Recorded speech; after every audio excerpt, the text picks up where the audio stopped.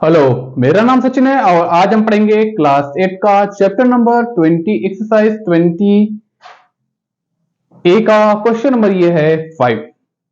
तो आइए देखते हैं क्या करना है, इस क्वेश्चन में कैसे सॉल्व होगा। तो भाई शुरू करते हैं।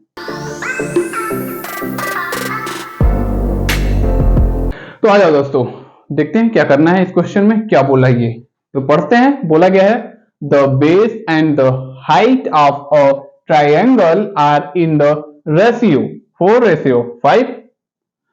If the area of triangle is 40 meter square, find the base and height. और यहाँ ब्रैकेट में बुक में भी लिखा है, उसी को हमने सेम यहाँ लिखा है। बोला गया let base be 4x and the height 5x metre. ये हिंट दिया गया है।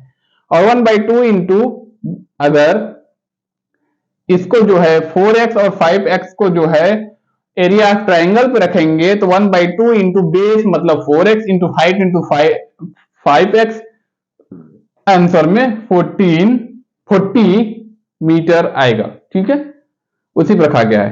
ठीक है, तो क्वेश्चन को फिर से पढ़ लेते हैं। The base and the height of the triangle are in the ratio. ये बेस है, ये हाइट है, 4:5 रेशियो में है। ठीक है, if the area of triangle is 40 metre square, find the base and height. हमें बेस और हाइट 4:5 रेशियो में दिया गया है।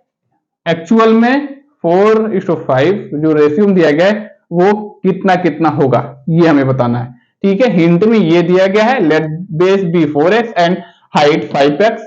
अगर ये नहीं दिया गया होता फिर भी हम ऐसे ही सॉल्व करते। ठीक है, तो शुरू करते हैं। इसको आप सॉल्व कर दोगे तुरंत सॉल्व हो जाएगी। ये क्या चीज है? ये जो है एरिया ऑफ ट्राइंगल है। एरिया ऑफ ट्राइंगल क्या होता है?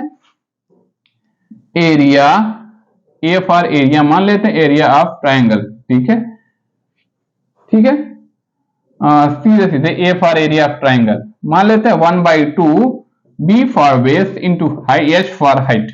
यही होता है ना। यहां जो है ये बेस है, ये है हाइट, और जब इसको सॉल्व कर देंगे तो इक्वल टू उसका एरिया आ जाएगा कितना होगा। ठीक है, तो सीधे सीधे सॉल्व कर लेते हैं। इसी को उतारते हैं यहां 1/2 area equal to 1/2 into 4x into 5x equal to 40। इसको करते हैं सॉल्व। ठीक है, सॉल्व करेंगे तो क्या हो जाएगा? एरिया लिख देते हैं यार।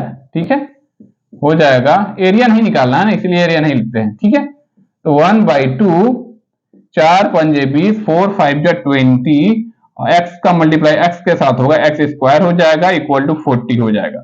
ठीक है, ये हो गया 1/2 into 20 x square equal to 40। इसको अगर हम आगे सॉल्व करेंगे तो क्या होगा? 2 से डिवाइड होगा, हो जाएगा 10, हो जाएगा 10x स्क्वायर इक्वल टू 40। इसको कर लेते हैं आगे सॉल्व।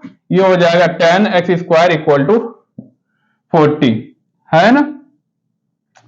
तो इसको अगर हम x की वैल्यू लानी है हमें यहां, तो x स्क्वायर इक्वल टू 40 है और 40 इज डिवाइडेड बाई 10, तो ये हो जाएगा 10 चौके 40।